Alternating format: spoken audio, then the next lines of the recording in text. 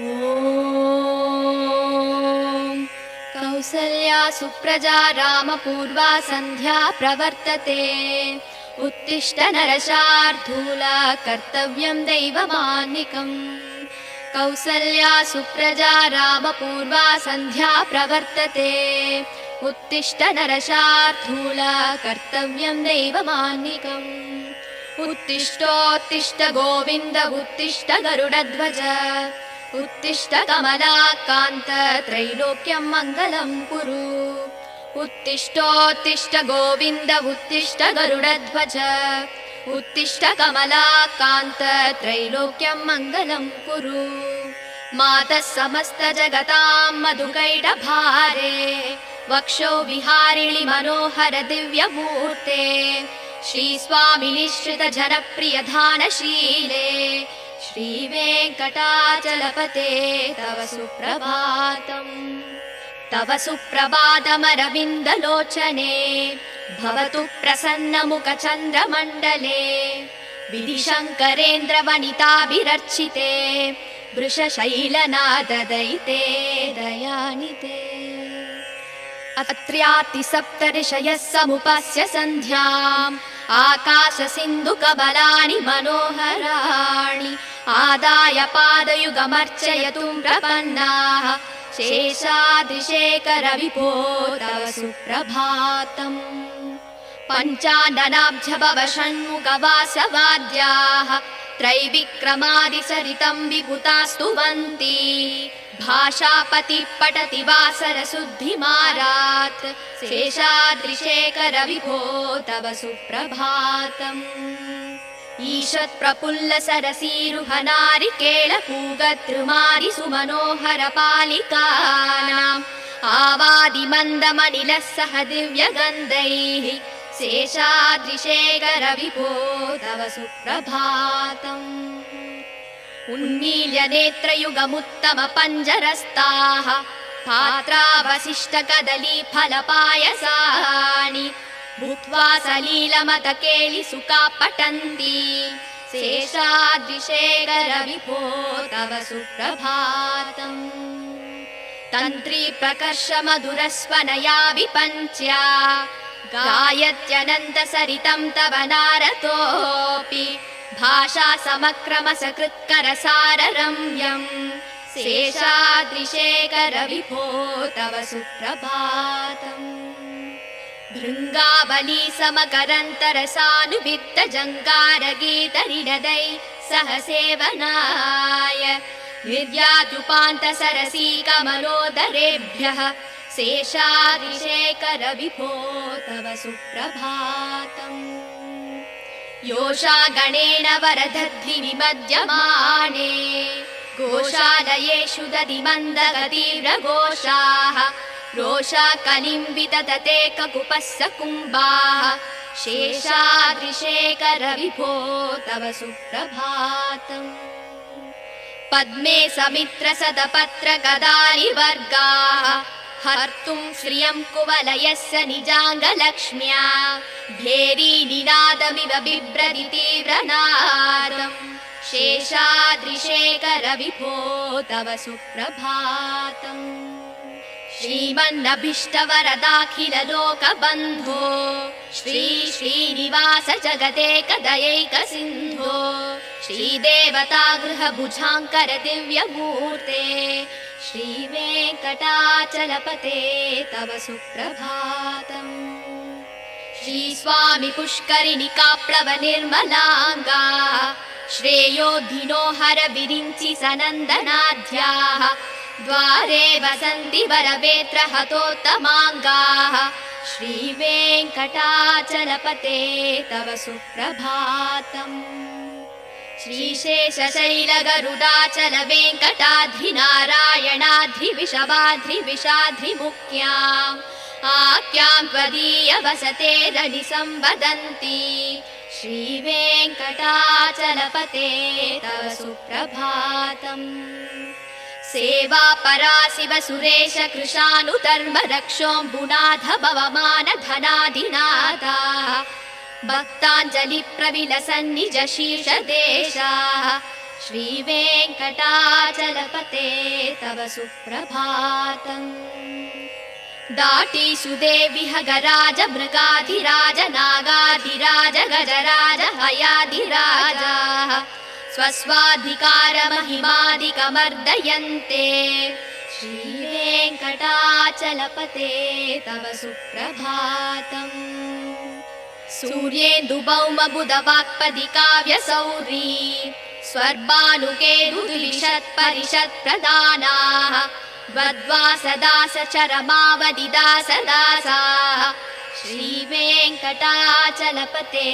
तव सुप्रभातम् द्वत्पादधूलिपरितस्फुरितोत्तमाङ्गाः स्वर्गापवर्गनिरपेक्ष निजाङ्गराङ्गाः कल्पाकमालयनयाकुलतां लभन्ते श्रीवेङ्कटाचलपते तव सुप्रभातम् त्वत्कोपुराकृशिखराणि निरीक्षमाणाः स्वर्गापवर्गपदवीं परमां श्रयन्तः मर्त्या मनुष्यभुवने मदिमाश्रयन्ते श्रीवेङ्कटाचलपते तव सुप्रभातम् श्रीभूमिनायक दयादिगुणामृताप्ते देवादिदेव जगदेक शरण्यमूर्ते श्रीमन्दनन्द गरुडाधिभिरार्चिताङ्ग्रे श्रीवेङ्कटाचलपते तव सुप्रभातम्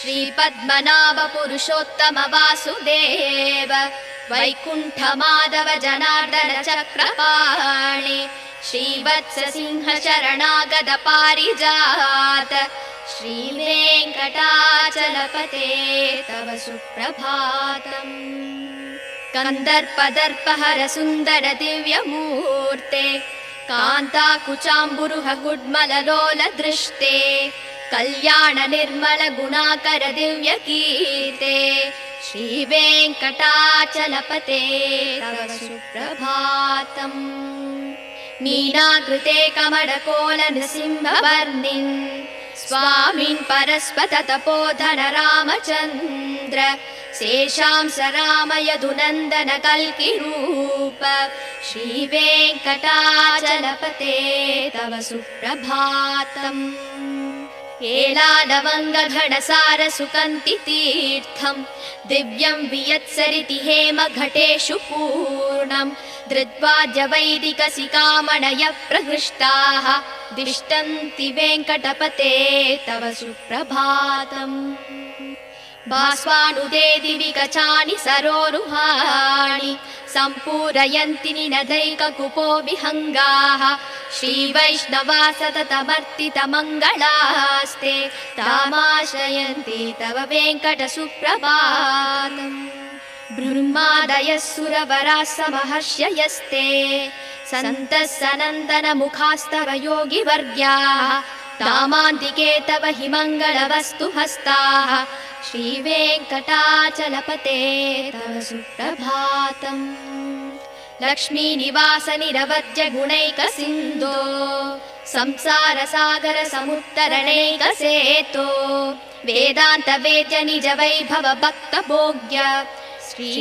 श्रीवेङ्कटाचलपते तव सुप्रभातम् इत्थं वृषाचलपतेरिह सुप्रभातम् ये मानवा प्रतिदिनं पठितुं प्रवृत्ताः तेषां प्रभातसमये स्मृतिरङ्गभाजा प्रज्ञां प्ररार्थ सुलभां परमां प्रसूते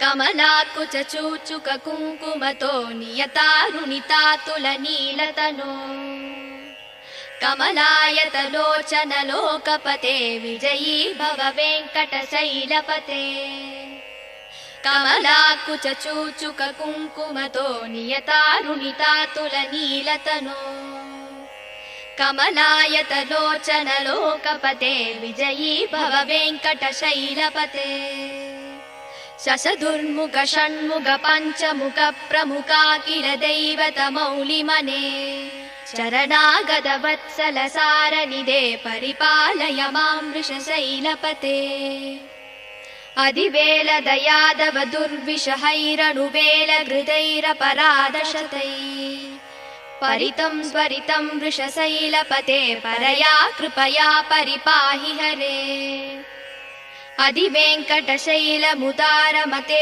जनताभिमतादिगदानरतात् परदेवदया गदितान्निगमैकमलादयितान्न परङ्कलये कलवेणुरवावस गोपवधूसदकोटिवृतात् स्मरकोटिसमात् प्रतिवल्लविकापि मदासु कदाद्वसुदेवसुतान्न परङ्कलये अभिराम गुणाकरदासरते जगदेकधनुर्धर धीरमते रघुनायक राम रमेश विभो वरदो भवदेव दया जलते अवनीतनया कमनीयकरं रजनीकर चारुमुकाम्बुरुहम् रजनीचर राजदमो मिहिरं महनीयमहं रघुराममये सुमुहं सुहृदं सुलभं सुगदं स्वनुजं च सुगाय ममोघशरम्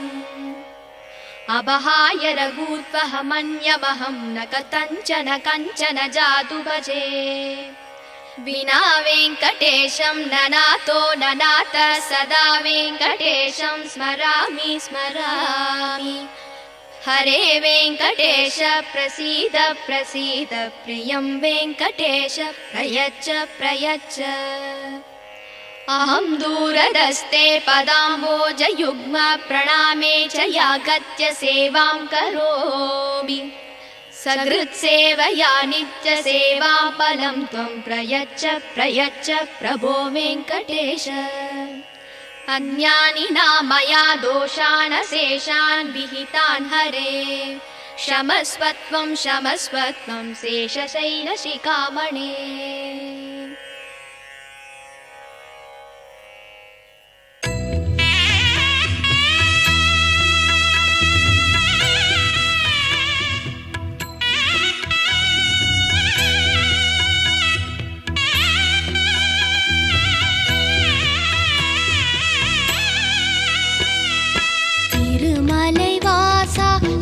श्रीनिवासा तिरुमगळ पोற்றும் अழகிய நேசா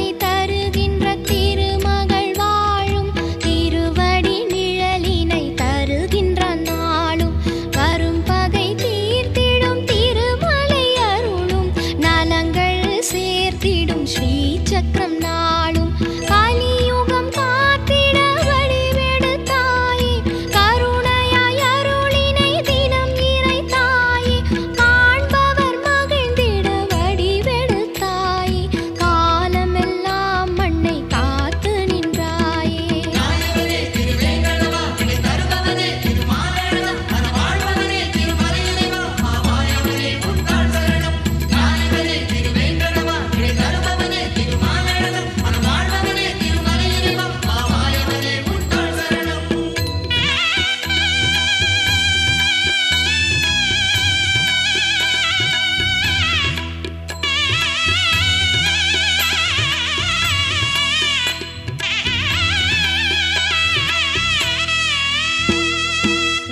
வேங்கடமலையை நாம் நினைத்தாலே வேதனை மறையும் அவன் நாமத்தாலே செல்வங்கள் பொழியும் வான்மழை போலே தினம் அவன் மலரடி தொழுது வந்தாலே ஆயிரம் சூரியன் ஒளியென நீயும் மலைகளில் திகழ்ந்தாய் மகிமைகள் அறிந்தோம் மாயனே உன்னடி சரணங்கள் ஐயா மாதவனே உந்தன் நாமங்கள் மறவேன்